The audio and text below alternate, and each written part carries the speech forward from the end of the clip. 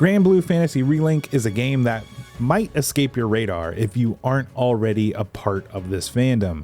With Persona 3 Reload coming out around the same time and Final Fantasy VII Rebirth looming really large, it would be easy to miss this game or honestly not even know what the hell it is. But I got it. I played it early and I have a lot to say about it. I will keep it high level to avoid spoilers, and if you want something even more ambiguous or benign, we did a review of the demo a couple weeks back. Feel free to check that out or just play the demo yourself. It's on PlayStation and it's on PC. But what we're going to answer today is whether or not this game is worth the $60 price tag or more if you decide to shell out for the bigger editions. I will give an unbiased review, and I mean that.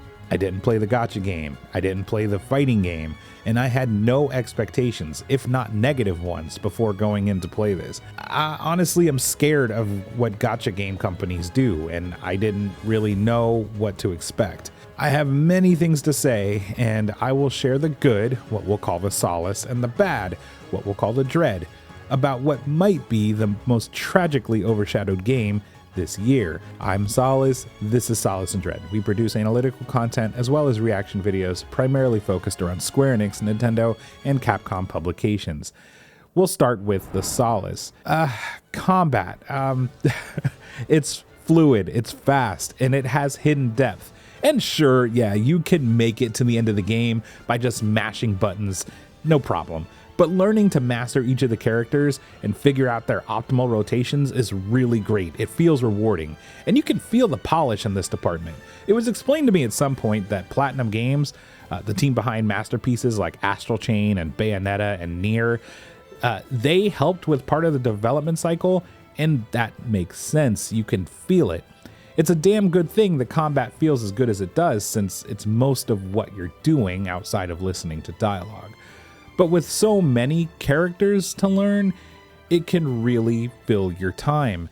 That's another thing. The roster is huge, and I love it. You start with a set amount of characters, and you can unlock more as the game progresses, but holy hell, it must have been a Herculean effort to make so many characters in a game and have them all feel different in their gameplay. This is honestly this game's crowning achievement. That also clicks with that 7-year development cycle I keep hearing about. And that's not to say that that's the only thing worth noting about in this game though, since the music and the visuals are top-notch. This is a beautiful game. The landscapes are gorgeous and sprawling, if not sometimes a little bit bare, but it can be forgiven since it's not an open world. It was also explained to me that the team that worked on Final Fantasy Tactics had something to do with the visuals of this game, and you can absolutely see the duality there. Oh, and the characters themselves, they all look awesome. The spells and attacks are beautifully animated, and it makes it fun to just span them and see everything happen with all the big bright colors and damage numbers. I love it. And the music is great. Not quite to the levels of, say, Final Fantasy per se, but it's close. But there's no surprise since Nobuo Uematsu worked on the soundtrack. And I met this guy, by the way, one of the best moments of my entire life. Yes, I'm sharing the picture. Yes, it's a flex. Also, the post-game and multiplayer aspects, it carries the game's life well past the ending credits. There's stuff to do during the game's story that you can do with friends and people online, but the post-game content triples that, breathing a whole new life into the game once you finish it. I love good post-game content and super bosses. And say you don't want to play with people or you don't have people that want to pick up the game, the bots that you play with are actually really good, sometimes better than the actual players. So you really can do stuff on your own for the most part. The strength and the intelligence of the bots really can't go unmentioned. They've stolen MVP from us a few times. Now, the story, particularly the characters in said story, are all very lovable. It's a varied cast, but I think they keep it from being too much by only including your core team in the cutscenes. Too many characters in a story would strip the ability to give them moments to shine, and I think that they did it masterfully.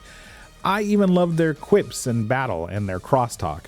Also, the story itself has an epic ending. Just when it feels like you're at the end, it just gets bigger and then bigger and then bigger again. The ending gameplay of the story felt great, and honestly, that is probably what pushed the game beyond my expectations. Also, the bosses in the story, they all felt different. Each of the bosses felt unique, and save for like a particular set of boss fights that they reused once, honestly, they all felt varied, and it's impressive that they managed to fit so much variety into the gameplay. And then the story doesn't overstay its welcome. It's short, but not so short that you finish it and you sit there scratching your head trying to convince yourself that you weren't ripped off for 6 hours of quality over quantity. I'd say that you can finish the main story somewhere between 10 to 12 hours, right? That's about how long it took me. And yeah, it'll be much shorter if you play on easy and you skip dialogue, and you don't try new characters, you just blast through the main game without doing any of the side content. Not that there's a lot of it, and not that it's all that great, but this is where we start to get into the dread.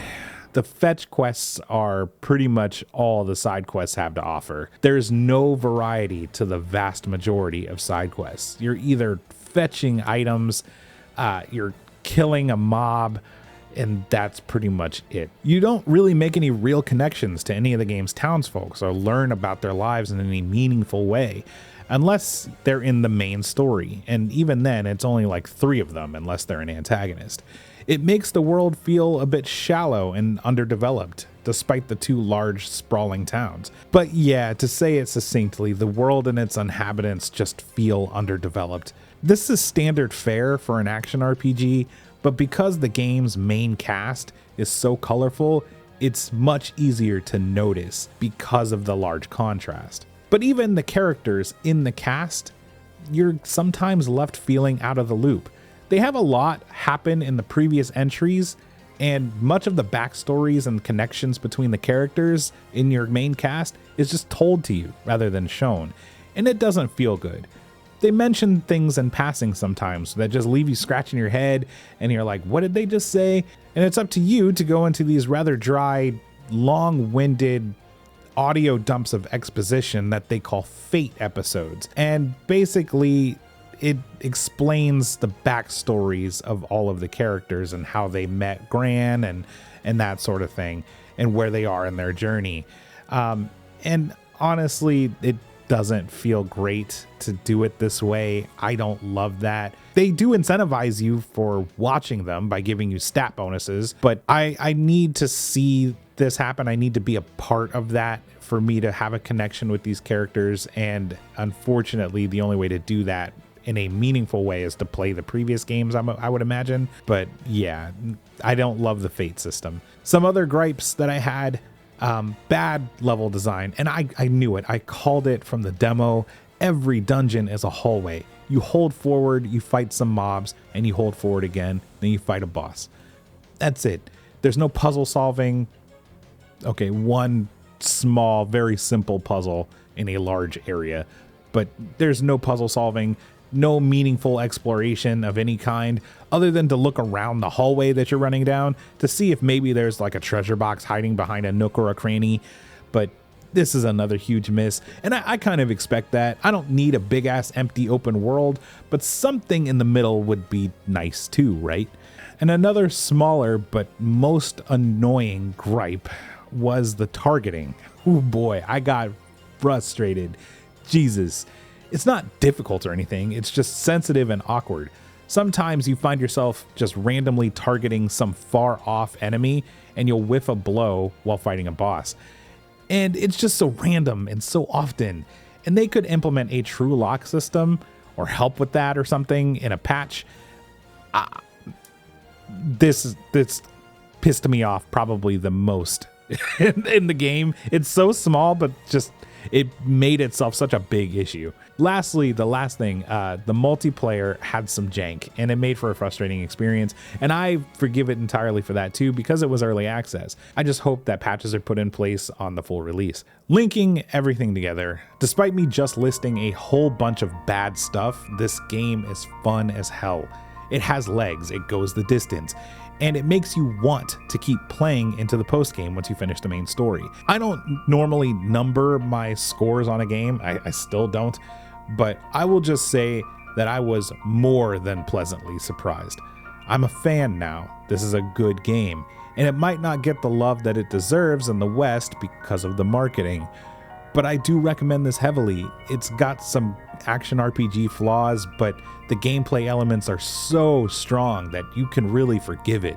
It's better than the 77 to 78 meta scores that it's probably going to get.